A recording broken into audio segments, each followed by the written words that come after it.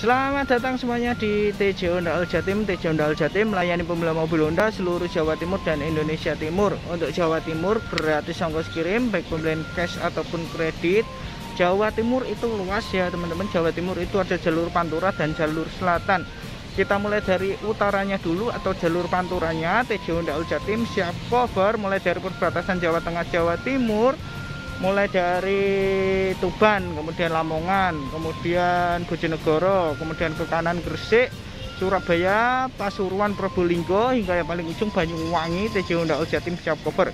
Kemudian untuk jalur selatan kita mulai dari perbatasan Jawa Tengah Jawa Timur, kita mulai dari Pacitan, Ponorogo, kemudian Ngawi, kemudian Madiun, Magetan, kemudian Blitar, ke kanan Trenggalek, Tulung Agung, hingga yang paling ujung Banyuwangi juga. TJ Honda Al Jatim siap cover, itu gratis ongkos kirimnya baik pembelian cash ataupun kredit, nol biaya ongkos kirimnya. Kemudian untuk Indonesia Timur atau luar pulau, misalnya Pulau Bali, kemudian NTT hingga Papua, TJ Honda Al Jatim siap cover, tapi ongkos kirim ditanggung pembeli. Kalau luar pulau begitu biasanya mobilnya naik kapal dan masuk kontainer, itu baru ada biaya kirimnya. Nah, biaya kirimnya itu dibebankan ke customer.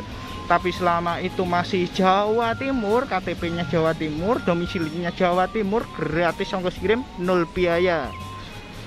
Kemudian saat ini saya berada di bagian belakang daripada Honda Surabaya Center. Ini bagian belakang, bagian penitipan mobil sementaranya. Mobil-mobil yang di sini biasanya baru menunggu proses kredit ataupun baru menunggu pelunasan unit. Ini mobil baru semua teman-teman. Tuh nggak ada platnya, ini nggak ada platnya, nggak ada platnya. Kemudian untuk video kali ini saya akan membahas Honda Sensing. Kita langsung masuk aja. Honda Sensing itu saya bagi ada 6 bagian ya teman-teman.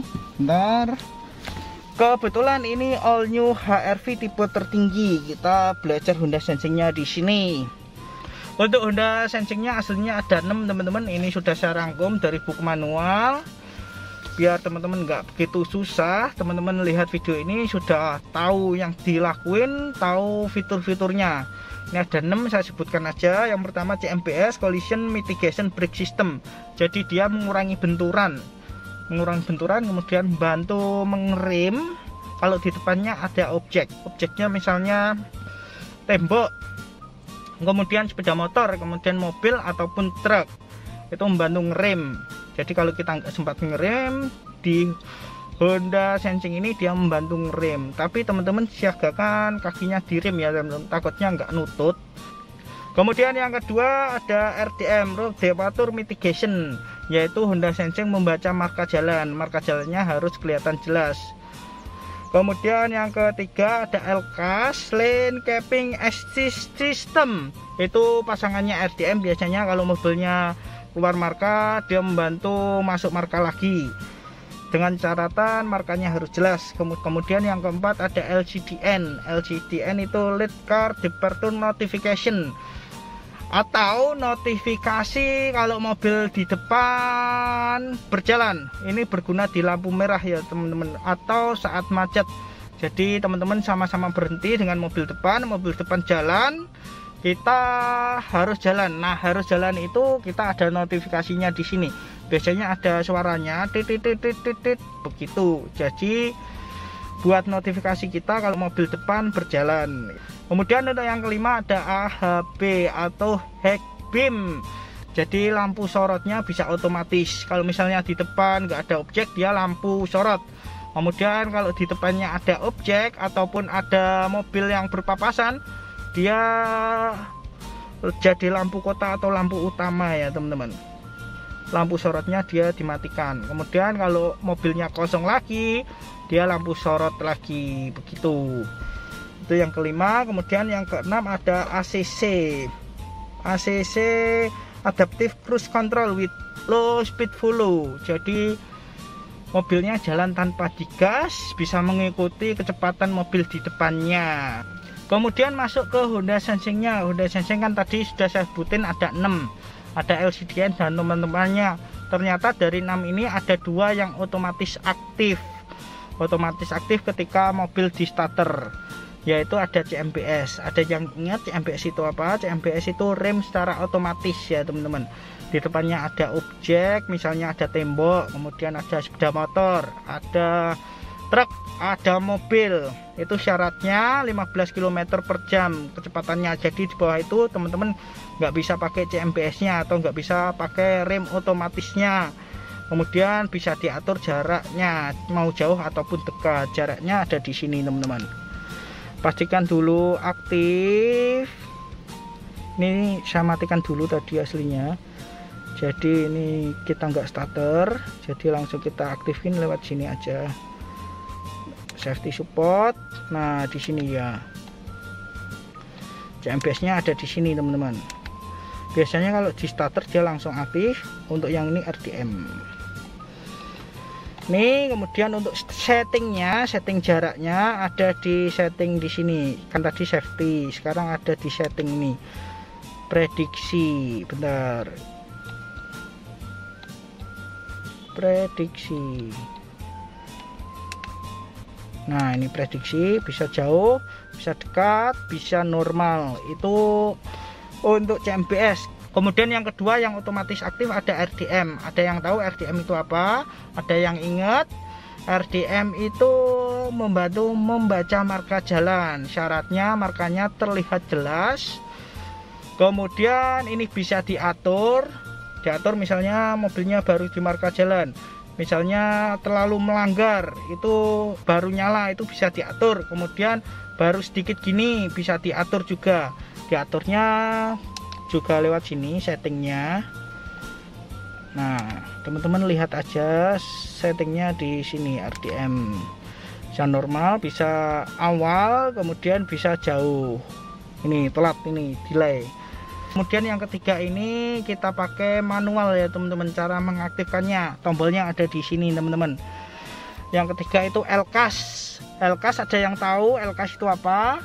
LCAS itu pasangannya RDM ya teman-teman. Kalau RDM kan notifikasi aja, misalnya mobilnya keluar marka begini, dia kan cuma notifikasi, baik visual ataupun bunyi ya teman-teman. Titit itu cuma RDM. Kalau LCAS diaktifin, dia membantu mengoreksi setir. Jadi setirnya bisa ditengahin begini. Kalau dari kiri ya ke tengah, kalau dari kanan ya kembali ke sini. Jadi dia kembali ke lajur yang semula atau lajur yang sesuai marka. Itu ada di sini. Syaratnya kameranya harus bersih, kemudian markanya terlihat jelas, kemudian ratingnya mati, kemudian remnya jangan diinjak, kemudian kecepatannya 72 km per jam. Itu kecepatan minimal ya teman-teman. Langsung teman-teman pencet ini aja satu kali. Tit. No, kelihatan. Ini kan cannot operate, itu jadi mobilnya secara diam ya teman-teman. Minimal itu 72 km per jam. Tuh langsung pencet di sini. Tapi teman-teman hati-hati ya teman-teman. Kalau pakai LCAS ini, teman-teman pastikan fokus di depan ya teman-teman. Di depan kosong atau di depan jangan ada mobil. Kemudian yang keempat ada LCDN. LCDN itu ada yang ingat LCDN itu apa? LCDN itu notifikasi mobil depan berangkat. Itu biasanya berlaku di lampu merah atau di jalanan macet ya teman-teman. Untuk syaratnya sendiri, syaratnya kameranya harus jelas di sini, kemudian bisa diaktifin lewat sini teman-teman. Agak fokus, ada di setting, kemudian driver mana driver tuh. LCDN ada normal, ada early ya teman-teman, ada awal. Bentar, LCDN di sini ada normal, ada early. Jadi mobilnya titit. Itu mengaktifkannya sendiri. Posisi P, posisi berhenti, mobilnya nyala kelistrikannya ataupun nyala starternya, itu bisa dilakukan LCDN, pengaktifan LCDN. Kemudian AHB, auto high beam. Auto high beam pastikan tuasnya posisi auto. Kemudian teman-teman pengaturan di sini di setting AHB. AHB itu ada yang ingat apa? AHB itu lampu teman-teman, auto high beam. Jadi tuh ada on, ada off, ada di sini teman-teman. Pastikan posisi berhenti mobilnya, kemudian kelistrikannya nyala ya teman-teman. Itu yang kelima. Kemudian yang keenam ada ACC, Adaptive Cruise Control with Low Speed Follow. Untuk ACC ada di sini teman-teman.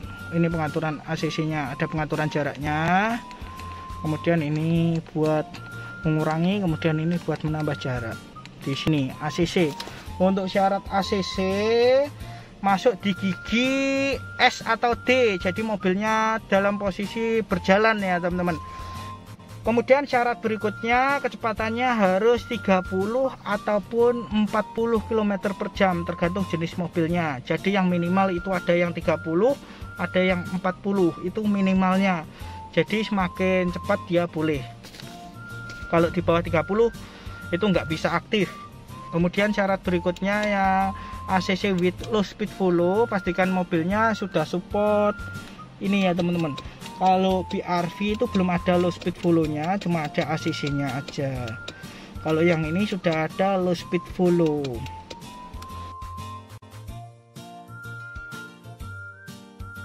Itu dia keenam Honda Sensing, ada LCDN, ada CMBS dan teman-temannya sudah saya jelaskan bagaimana syaratnya, bagaimana cara kerjanya. Sekarang langkah yang terakhir, tinggal teman-teman praktekkan sendiri. Di sini home-nya, di sini scroll-nya, pengaturannya. Kemudian untuk sebelah kanan ini buat ACC, kemudian di sini ada LKS-nya. Jadi silahkan praktek. Semoga video saya sedikit membantu buat teman-teman yang belum tahu tentang Honda Sensing. Kemudian sekian video dari saya. Kalau ada salah kata saya mohon maaf. Jangan lupa di like dan subscribe-nya. Bagi yang sudah subscribe saya ucapkan terima kasih. Beli mobil Honda ingat TJ Honda All Jatim 082 331 421 421. Terima kasih teman-teman.